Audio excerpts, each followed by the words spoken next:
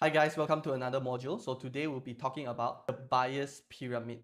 So did you know that a lot of our ads right now, a lot of advertisers and a lot of business owners are only targeting 3% of the market because they are only focusing on targeting ready to buy customer. And to be honest with you, ready to buy customer is the least out of all of the potential market out there. So this 3% is not an absolute number, it's just an indicator to tell you that it's roughly about there, but the idea is it's the least, right? Everyone wants to target this 3%. It's the most efficient way to get customer. But the problem is it has the least in the market. So what we want to be doing is we want to understand where else is the opportunity that we can acquire more customer and how do we do that. So 3% of people are ready to buy. They can act now. And 7% is open to buy. 30% not thinking about buying at all, right? And another 30%, they think they're not interested, right?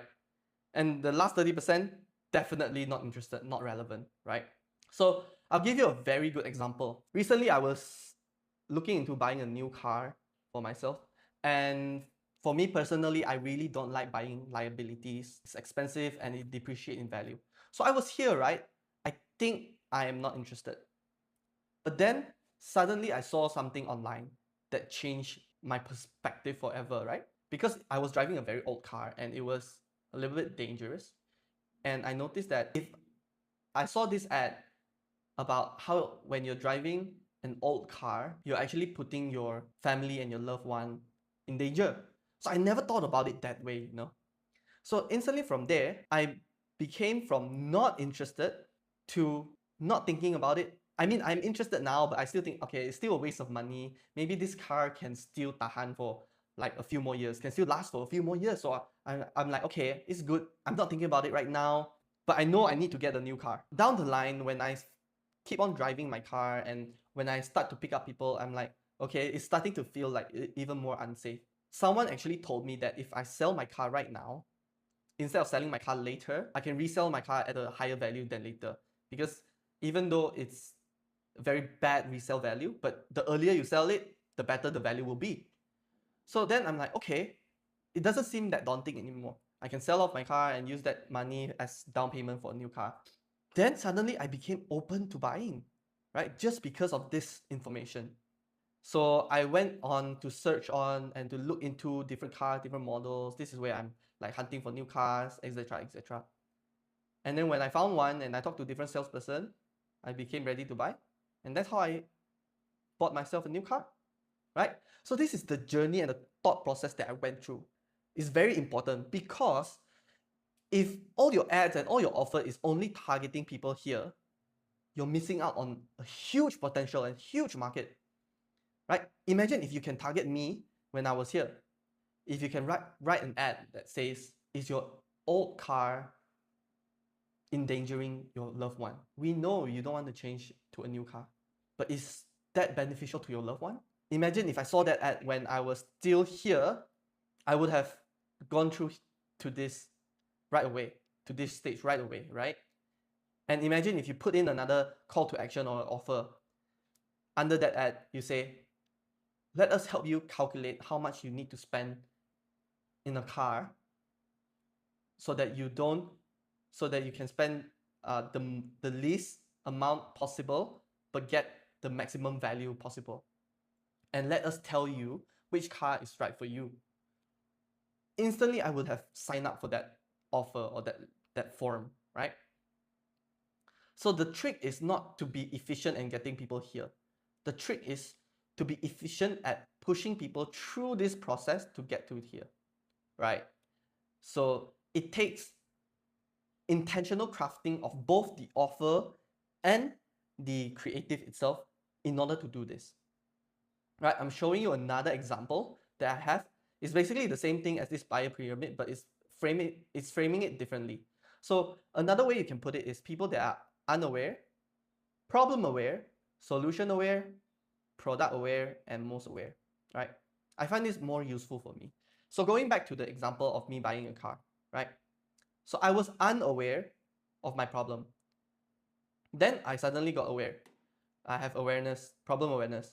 I know this is not safe, not just for me, but my loved one.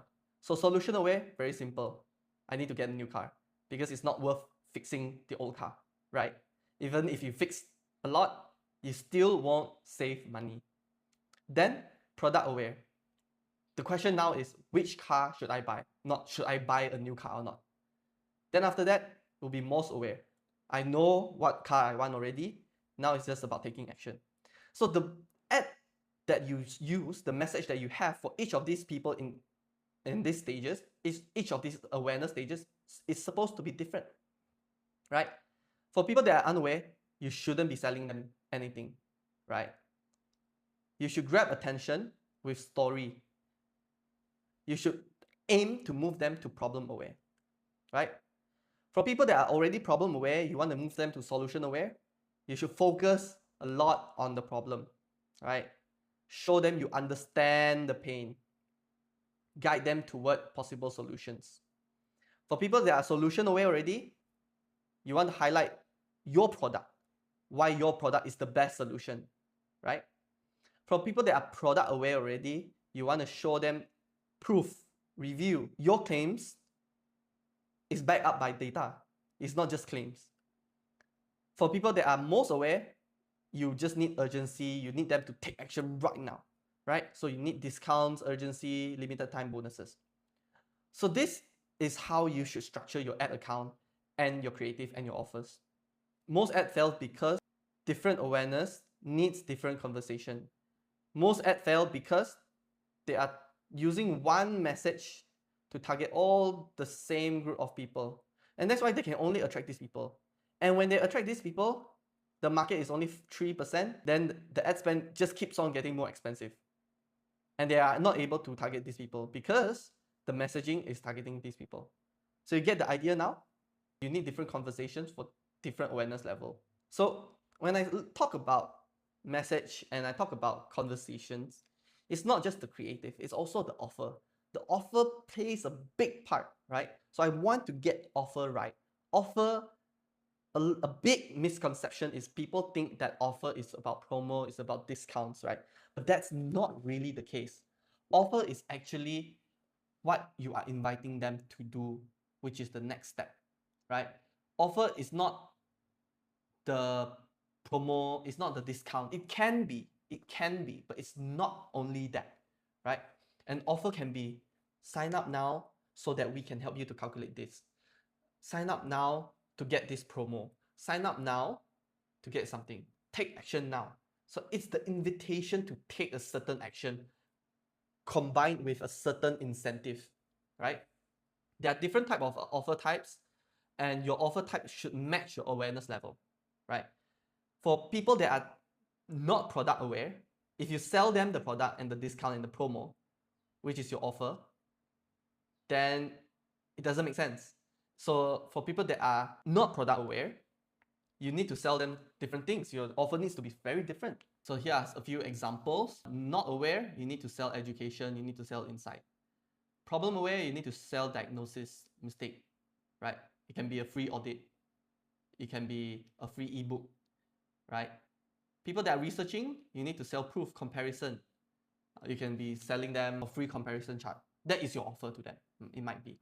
Or you can ask them to sign up now so that you, as a salesperson or the salesperson, can do a comparison for them, right?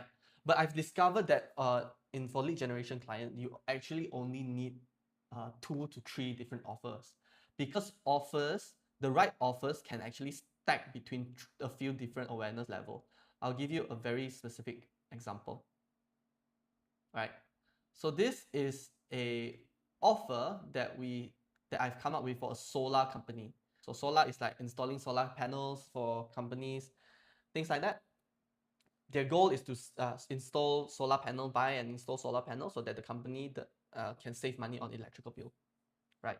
So for this kind of companies, you actually only need 2 different type of offer, right? The first offer could be something like a savings calculator.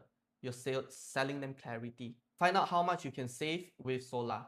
How much is your return on investment? How long does it take for you to get your money back after installing this solar, right? So this is the first campaign. And the second campaign is more direct conversion. This is more like call to action. You can bundle it with incentive. If you sign up to our solar program right now, we have a promotion. You get a free solar panel cleaning service for 3 months, for example, right? Or you get a free consultation, etc., things like that. But I don't really like this free consultation lah. It's overused, right? If you want to give something free for BOFU or direct conversion campaigns or offers, I would say give something that actually costs money so that people will actually want to have it. So why do I say you only need 2 campaigns? So if you look at it this way, actually this campaign, the first campaign, can target people that are problem aware, can target people that are solution aware as well. Because both of these group of people actually needs to have more clarity, right? And similarly, campaign number 2 can also target both people that are most aware and product aware. So people that are product aware, they are comparing between 2 different brands maybe, then you need to have more incentive to pull them over. Actually the same offer, but the way you frame the offer should be different, right? So what it means is you can use this one offer to target these 2 group of people, but your creative that addresses that person needs to be different, right? So I give you a very practical setup on how your account should look like, your ad account should look like, right? So let's say you are running 2 different campaigns. One campaign, one offer. One campaign should only have one offer, right? So on your campaign 1, you're selling the calculator, right? So for campaign 1, you can have multiple different ad set. And each ad set is actually a creative concept, right? All of these ad set here, number 1 to number 8, have the same offer, right? Because all of them are under campaign number 1. But each of the ad set have different creative concept. So because with the Andromeda update on Meta Ads, you want to use creative as the targeting. So creative is the targeting, right? So how you want to split your ad set is going to be different now than last time. So with this update, you want to split your ad set in the creative concept level. So all of this ad set number 1, it needs to address unaware audiences and this electricity cost topic or concept, right? All of this in ad set number 2 needs to address this unaware audience but cost of living concept, right?